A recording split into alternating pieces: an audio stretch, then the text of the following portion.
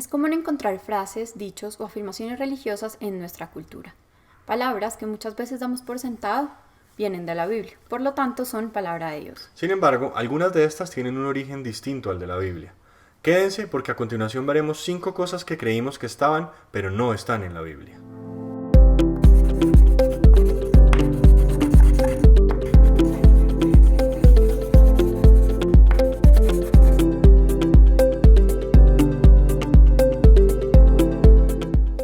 No se mueve la hoja de un árbol sin la voluntad de Dios. Hemos oído esta afirmación muchas veces y con la convicción de que aparece en la Biblia, pero la verdad es que esta frase no aparece. Y buscando en su origen nos encontramos con Don Quijote y hasta Tertuliano. Aunque la frase no aparece, algunas personas afirman que se puede interpretar en algunos pasajes, como por ejemplo en Mateo 10:29. ¿No se venden 2 gorriones por una monedita? Sin embargo, ni uno de ellos caerá sin que lo permita el Padre. El ingenioso hidalgo Don Quijote de la Mancha, escrito en 1615, en la parte 2 en el capítulo 3, dice: «Encomendadlo a Dios, Sancho», dijo Don Quijote, «que todo se hará bien y quizás mejor de lo que vos pensáis, que no se mueve la hoja en el árbol sin la voluntad de Dios». Y no es la referencia más antigua que encontramos. Una interesante referencia la encontramos en el Corán en el Sura 6:59. «No cae ni una hoja sin que él lo sepa». Es posible que Cervantes tomara la frase del libro sagrado del Islam, pero todavía encontramos referencias más antiguas. En el año 400, Jerónimo de Estridón escribiría su hagiografía La vida de San Pablo Ermitaño, en la cual dice: «Señor, sin cuyo consentimiento no cae ni una hoja de un árbol ni un pichón a tierra, da a estos animales lo que veas que les conviene». En el siglo IV, no muy lejos de Jerónimo, San Agustín de Hipona escribiría: «No cae la hoja de un árbol y por su mediación están contados nuestros cabellos», en el 6º libro de su obra sobre la música. Y la referencia más antigua que encontramos es de Tertuliano de Cartago, quien en 2 de sus obras, A la esposa y Exhortación a la castidad, usa la frase. En la segunda, por ejemplo, dice: «Señor Dios, sin cuya voluntad ni una hoja cae de un árbol, ni un gorrión de un centavo cae a tierra». Curiosamente, Tertuliano usa parte del versículo de Mateo 10:29, pero la referencia de la hoja y el árbol hasta ahí llega. Que María Magdalena era prostituta. La única referencia que se tiene de que María Magdalena era prostituta está en el Evangelio de Lucas, capítulo 8, versículo 2. Y también algunas mujeres que habían sido sanadas de espíritus malignos y enfermedades, María, a la que llamaban Magdalena, y de la que habían salido 7 demonios. Aunque esa es la única referencia, fue suficiente para que el Papa Gregorio I el Grande, en el año 591, dijera: «Aquella a quien el evangelista Lucas llama la mujer pecadora es la María de la cual son expulsados los 7 demonios». ¿Y qué significan esos 7 demonios sino todos los vicios? Esas palabras del Papa fueron suficientes para trazar el futuro de lo que sería el concepto de María Magdalena, una mujer prostituta, que años después sería retratada por diferentes artistas como Tiziano, Donatello o en el barroco Caravaggio, entre muchos otros. En el Evangelio de Lucas se menciona que en María Magdalena sacaron 7 demonios, pero en ningún lugar de la Biblia se menciona que era prostituta. Dios ama al pecador, pero odia al pecado. El Señor aborrece a los de corazón perverso, pero se complace en los que viven con rectitud. Proverbios 11:20. Es lo más cercano a la famosa y muchas veces escuchada frase de Dios ama al pecador, pero odia al pecado, que muchos pensamos estaba en la Biblia. ¿De dónde viene esta frase? Algunos lo atribuyen a Gandhi, el pacifista, político, pensador y abogado hinduista que murió en 1948.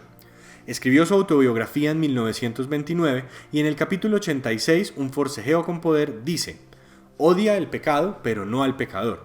Es un precepto el cual, aunque fácil de entender, rara vez practicado, y es por eso que el veneno del odio se disemina por el mundo. Lo curioso de esta frase es que odia el pecado, pero no al pecador, está entre comillas, dando a entender que Gandhi lo está sacando de otra fuente, la cual no conocemos. Sabemos también que San Agustín de Hipona, en su carta 211, en el capítulo 11, dice: «Además, lo que he dicho ahora con respecto a abstenerse de miradas sin sentido debe tratarse cuidadosamente, con el debido amor por las personas y con el odio al pecado».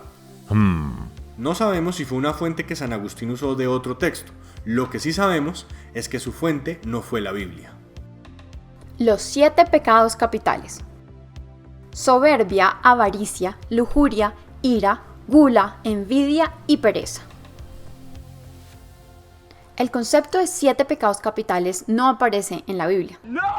Lo más cercano que podemos ver está en Proverbios 6:16, pero ese concepto de pecados capitales unificado no aparece sino hasta el siglo IV. Evagrio Póntico desarrolló una clasificación de las diferentes formas de tentación, lo que él llamó los 8 malos pensamientos.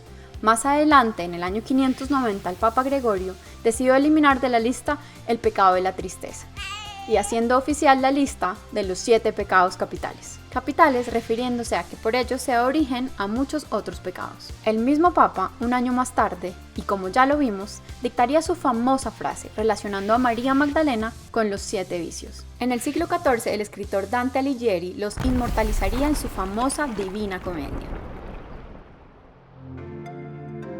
Los 3 Reyes Magos. ¿Aparecen los 3 Reyes Magos en la Biblia? Mateo es el único de los 4 evangelios que menciona la visita de magos o sabios a Jesús después de seguir una estrella. Sin embargo, y como podemos ver en este pasaje en la Biblia, no se menciona en ningún momento sus nombres o cuántos eran. ¿Por qué 3? Orígenes, en el siglo III, en su obra Contra Celsum, define que serían 3 los magos, ya que eran 3 los regalos que le llevaban a Jesús. Este mismo Orígenes creía también que la estrella era un cometa. Fue Tertuliano quien, haciendo una relación con la profecía del Salmo 72:9, determinó que los magos eran realmente reyes, texto que encontrarás en su obra Contra Marción. Ya en las catacumbas de Santa Priscila se conservan pinturas del siglo II donde aparecen ya 3 reyes magos. ¿De dónde vienen sus nombres? Los nombres aparecen por primera vez en el siglo VI en un fresco en la iglesia de San Apolinar el Nuevo en Rávena, Italia. En la obra se pueden ver 3 personajes llevando gorros frigios y en sus manos ofrendas. Sobre sus cabezas se pueden leer los nombres Gaspar, Melchor y Baltasar. ¿Quién puso estos nombres? La verdad no lo sabemos, ha sido un debate en todo el mundo y diferentes culturas le han puesto diferentes nombres a estos 3 personajes. Lo que sí sabemos es que la Biblia no narra ni que eran 3 ni sus nombres. Si sabes de alguna otra cosa que no esté en la Biblia, escríbenos en los comentarios y trataremos de incluirlo en un próximo video. Son muchos los años que han transcurrido bajo la iglesia cristiana y sus denominaciones. Y por supuesto, ese largo camino ha llevado a crear y justificar historias, mitos y creencias que han marcado constantemente la doctrina. Al final, esas historias fueron escritas a mano.